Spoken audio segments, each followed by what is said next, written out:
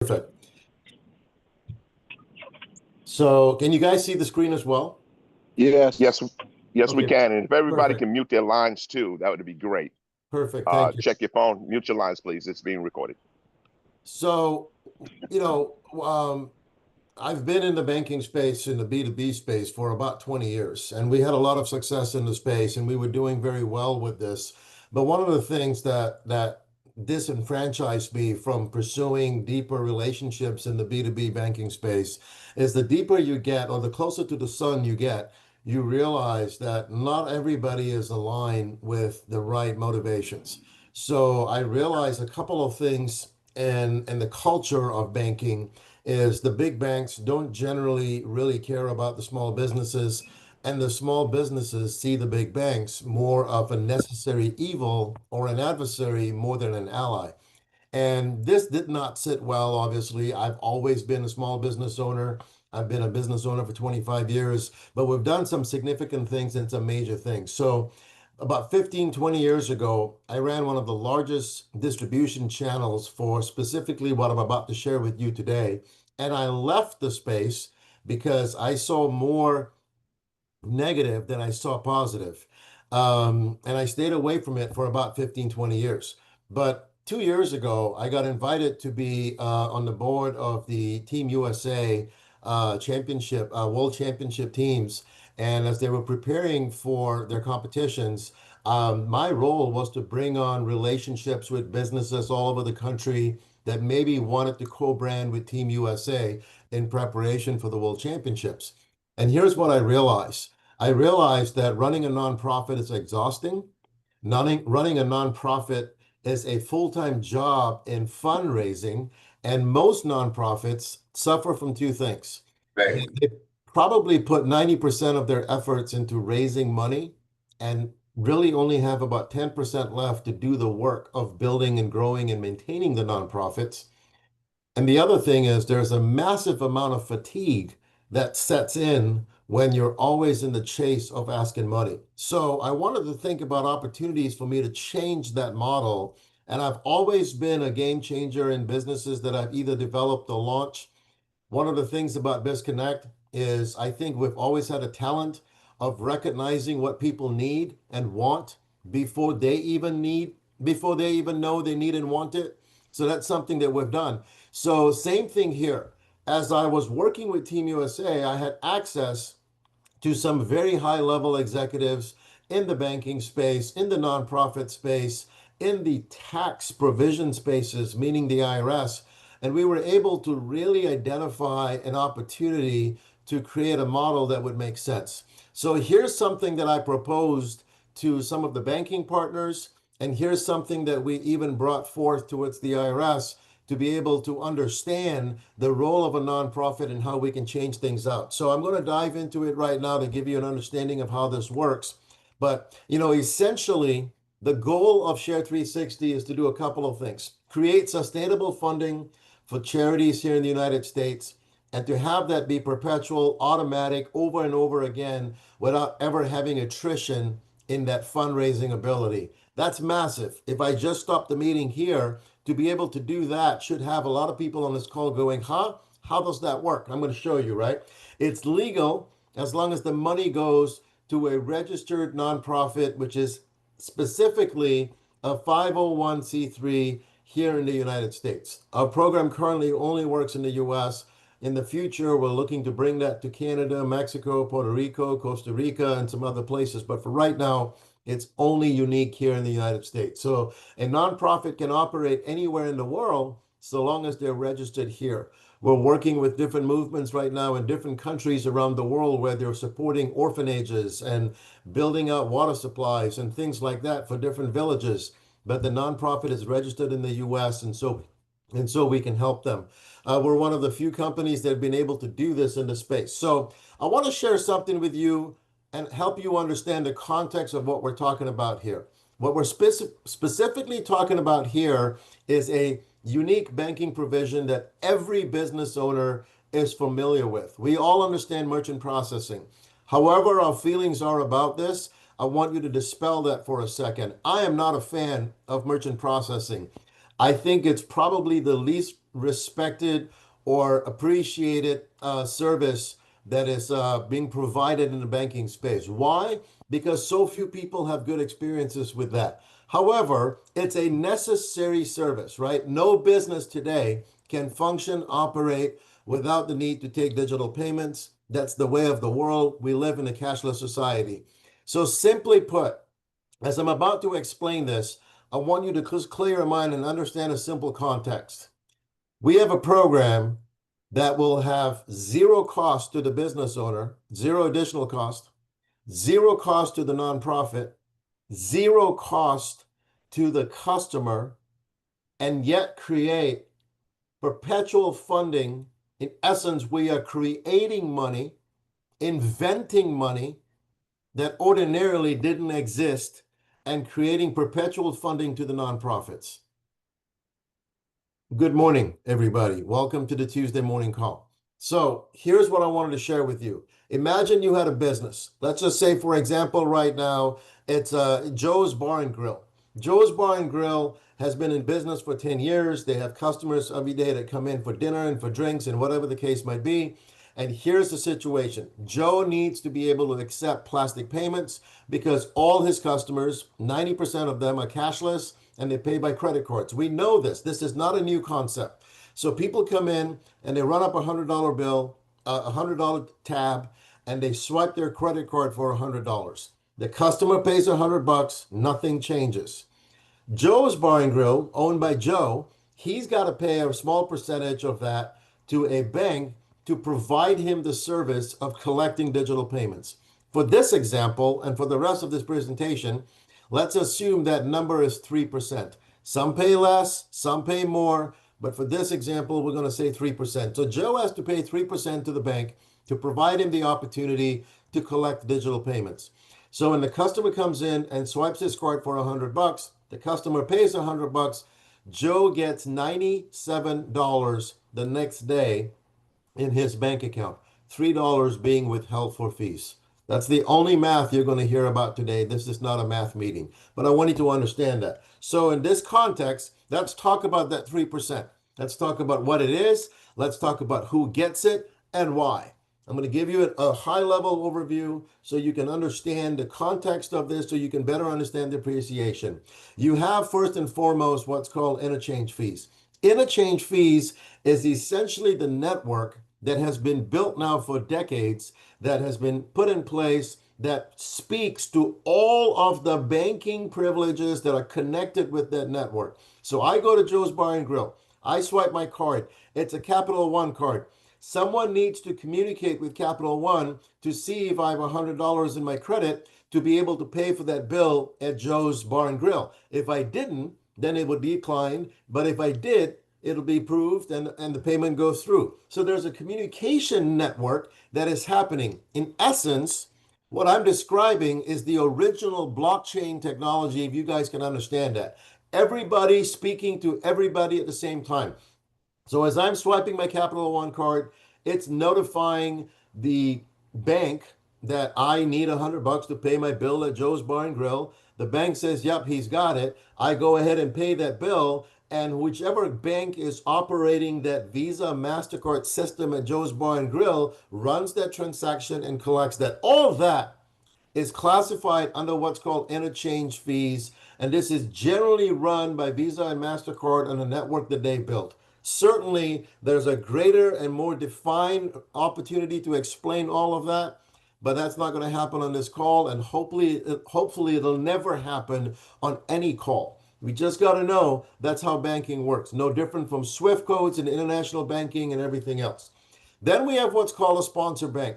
A sponsor bank is a bank that basically administers the relationship between Visa and Master, and also the relationship between the intermediary that is going to be working with the businesses on a day-to-day basis. The sponsor bank, in our case, our unique case at Share360, is US Bank and Wells Fargo. These are the banks that I had to take this program to try to give them to understand that the model that I'm about to share with you guys this morning.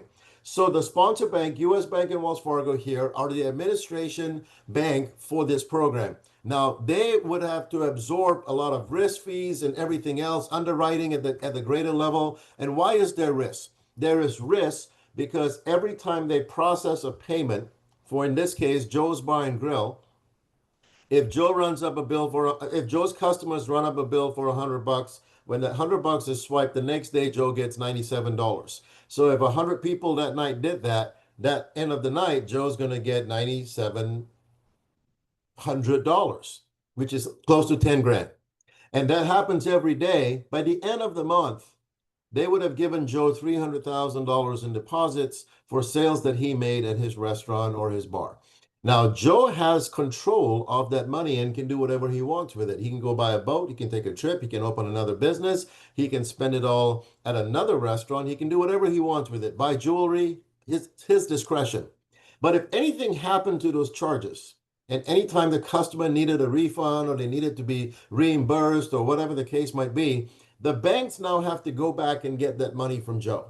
And if Joe doesn't have it, the bank that issued the account, in this case, US Bank Wells Fargo, they have to still honor the refund and the exchange back to Capital One. They don't get to call Capital One and say, hey, Capital One, I'm sorry, but the bartender or the owner of the restaurant spent the money. We can't give it back to your customer. That doesn't happen. So people don't understand this, but there is a lot of risk fees involved in certain type businesses. Not every business, but certain type businesses. So with that, there's what's called a risk factor. There's low risk, high risk, mid risk, all that kind of stuff.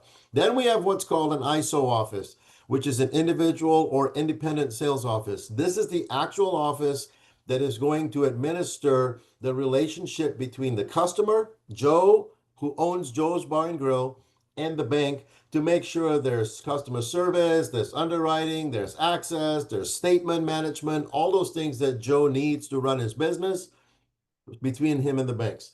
And then lastly, you have the person that originated the account, somebody who knocked on Joe's Bars and Grill and said, hey, Joe, my name's Butch. I'd like to be able to provide you this opportunity to collect Visa Master payments from your customers. We're going to go ahead and set this up for you. And as a result of doing that, the sales rep is going to receive a compensation month after month after month for having brought Joe's Bar and Grill into the portfolio. We all understand that this is not new. Everything I just described in the last 4 minutes, we live every single day of our lives. Now, what we were able to do, we were able to propose an opportunity here to add a fifth partner to the same size pie. And we were able to include a nonprofit, a 501c3, to share in the proceeds of those opportunities. So I want you to understand something. I want you to understand the opportunity that Share 360 presents. I get to go back to Joe. And I said, Joe, I understand you got to pay these percentages to the bank, and there's no way around it. There's no ifs, ands, or buts. You're always going to pay a fee. It doesn't matter if you're Costco, Walmart, Amazon, or whether you're a florist, a tire store. Every business, 100% of the businesses that operate on the interchange network has to pay a bank fee to accept digital payments. So if we understand that, then I want you to be able to know that there's an opportunity here for me to say to Joe, well, what if I told you this? I can't save you any money from what you're currently paying in terms of fees. In fact, I don't even want to. But I will propose this. Joe, what if I'm able to let you decide a nonprofit of your choice, a cause that you care about, a charity that you want to help and assist, and I'm going to let you nominate them into the account, and I'm going to take monies away from the bank and share that with your nonprofit. So listen to what I just said. I went to Joe's Bar and Grill and I said, Joe, I understand you got to pay these fees. Nothing I can do about that. But I'm going to give you choice and control as to who gets those fees.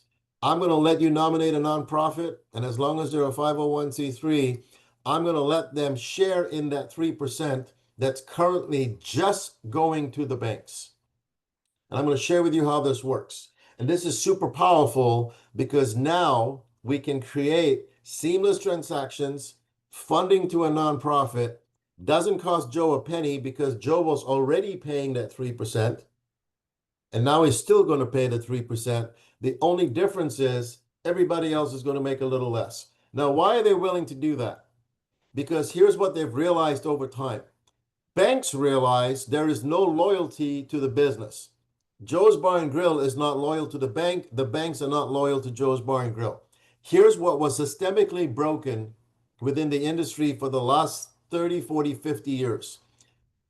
Joe's, Wells Fargo, Chase, US Bank, Bank of America, any of the administrative banks, they know that Joe's loyalty is only as good until somebody comes along and offers him cheaper pricing. So today he's at 3%. 2 months later, Coach T comes in, offers him 2.9. He moves the account to Coach T. 6 months after that, Shirley Thompson comes in and offers him 2.8, and he moves the account over to Shirley Thompson. So what happens is the account is only as good until the next person can beat your price. So if the bank knows this, how motivated is the bank to provide you fair and good service, knowing that you're only going to be around till somebody can beat the rate? In essence, now it's a smash and grab relationship. The business is also not loyal to the bank. It's only driven by price. So here's why we got the banks to agree to this model. And we were able to say to the banks, listen, let's everybody make a little less. And let's include a nonprofit into the equation. So now the focus for Joe, the owner of Joe's Bar and Grill, shifts from price to mission. We educate the business owner to say, listen, we understand the price is a necessary evil, but it has to be in every transaction. You know this, I know this, nothing's going to change that. But I'm going to give you control as to who gets that money instead of it all going to the bank. And Joe's Bar and Grill says, man, I love the idea. I want to nominate my church. I want to nominate the SPCA. I want to nominate the Salvation Army. I want to nominate the school. I want to nominate something that he cares about. And we include that church, that school, that nonprofit into the equation. And here on, Joe is mission driven because two things happen. Every month, Joe's Bar and Grill gets a statement as to what his charges are so he can see that he's exactly paying what he was paying before, except this time, X number of dollars is going to the church every month. The church also gets a statement as they get their monthly deposits from us. They will get a statement to say this X number of dollars came from Joe's Bar and Grill. Now, if the church is smart, and we know that most churches are, they'll recognize Joe's Bar and Grill. They'll send them notices. They'll send them letters. They'll send them certificates of appreciation. They'll send them a plaque to hang on the wall. They'll mention Joe's Bar and Grill in their church bulletin. They may make it out on their Sunday announcements. They'll encourage the congregation to go to Joe's Bar and Grill if they were having a private event or a party or a celebration or a graduation or a bar mitzvah, because they want to basically say, listen, every time you go to Joe's Bar and Grill, you're helping the church. So Joe's Bar and Grill gets more customers. Joe's Bar and Grill gets recognized in the community for being a donor to the church month after month after month. Every one of his customers recognizes that. They know that. Now, let me ask you this. If that was going on and Trevor walked in 2 months later and Shirley walked in 6 months after that, dropping 1 or 2 percentage points, that business owner is not motivated to move anywhere because he knows two things are going on. He's getting popularity in the community and recognized for that. And he's also making sure that every single month he's making a donation to the church that's keeping those movements going. That provides longevity to the account, which is why the banks were willing to do this. So I want to share something with you with regards to what this means for the businesses. So simply put, the business has no choice but to pay this fee. We change where the money goes, and it's automatic as long as they do business with us. So here's an example. Joan owns a bakery. She used to write a check for $500 to $1,000 out of her checking account to a church or a nonprofit of her choice. But now she enrolled her business into this program. It cost her nothing to do that. Free for her customers, no added cost to her. It's fees that she was already paying before. And now her business generates automatic donations to her nonprofit of her choice over and over again. So here's our service promise. We price match to the penny. So we take their existing statement and we make sure their new rates are exactly to the penny reflective of what they were paying before. So there is no additional cost to the business owner. Penny to penny match. It's a seamless transition. The banks handles all of that. No disruption in their operations, transparent accounting, and they get full recognition for all the donations that they're nominating to their nonprofit month after month after month. So everybody sees where their money's going. So let me give you an example of what can be generated from this. Here's an example. If 50 businesses are enrolled in the program, so I want you to see this with two lenses. Number one, if I was a rep listening to this call and I was looking for an opportunity to make a difference, help businesses, and feel good about what I was doing, and create portfolio money so I get paid over and over and over and over again, forever. Because when is Joe's Bar and Grill going to cancel that account? Never. Unless he goes out of business, it's never going to happen. So if I have 50 businesses enrolled, 50, and even if it meant that I had to enroll one business a week for the rest of the year, doesn't take a lot of time. The staff does all the planning for you. All you got to do is create the introductions. That's going to generate about $2,000 a year each to the nonprofit. That's going to generate about $2,000 a year each to the nonprofit. See, if you got 50 businesses enrolled, it's going to generate about $100,000 a year to nonprofits. It can all go to one nonprofit, or it can go to 50 different nonprofits.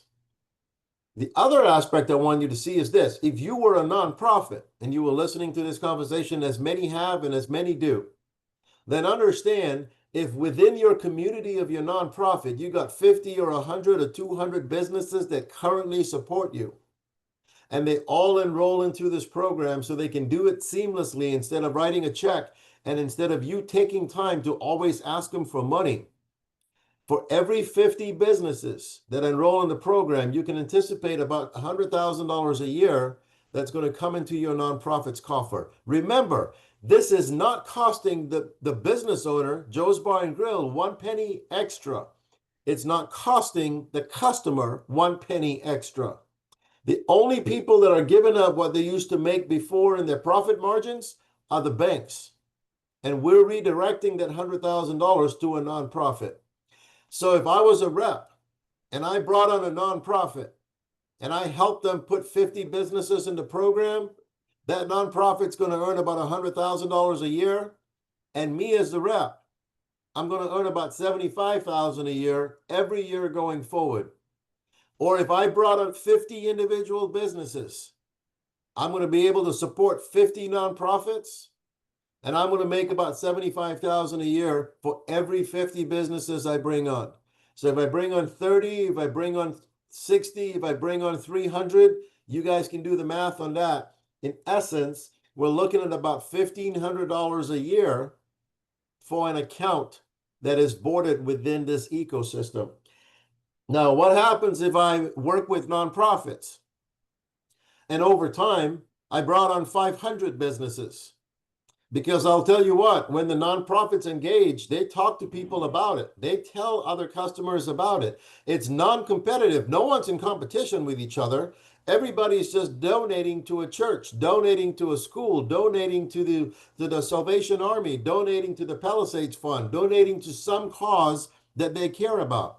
So if there were 500 businesses enroll in the program, it'll generate over $1 million a year to that nonprofit. Now imagine the task of the pastor or everybody else who doesn't have to go out and now search for monies, because automatically there's $1 million coming in every single year, without fail, year after year after year. And the rep that brought in that relationship or is helping manage that relationship is making close to $750,000 a year in passive, renewable commissions. That's the beauty of this program. And how much did it cost anybody? Nothing. It didn't cost the customer a penny. It didn't cost the business owner an additional penny. It doesn't cost the nonprofit a penny. All we're doing is redirecting funds that were originally going to the banks. And I will assure you, this does not hurt the banks. They're not missing a beat. The monies that they're giving up to the nonprofits is not hurting them at all. It's not even making a ledger entry in their bottom line. So Our goal is to raise $25 million a year for nonprofits as a company in 2025. We are already fast tracking to do that. And what we're looking to do is take this message to nonprofits that could take advantage of this, understand this program. My team, my staff, my logistics group will explain to everybody how the program works, fill in the blanks. There's nothing that you really need to do except to introduce the idea and concepts to two parties, either a nonprofit that you think could benefit from this program and let us help them create an opportunity for them to create perpetual funding, or a business, doesn't matter what size. It could be a small retail business, an e-commerce business. It could be a bigger company. It really doesn't matter. There is no company that is too small or too large for this operation. I will say this, as a business, as a company, we don't necessarily target large franchise operations or marquee accounts, not because we can't service them, but we don't have the bandwidth and the patience to deal with very long sales cycles. So we want to always try to focus our attention to the small and medium-sized business owners because it's a quick decision. They understand it. They pick a nonprofit to align with the program, and we're off to the races. So if this makes sense, and if anybody had any questions, this is the time to ask them. And then I'm going to leave you guys with some final instructions before we end the call. But that's our story, and we're sticking to it.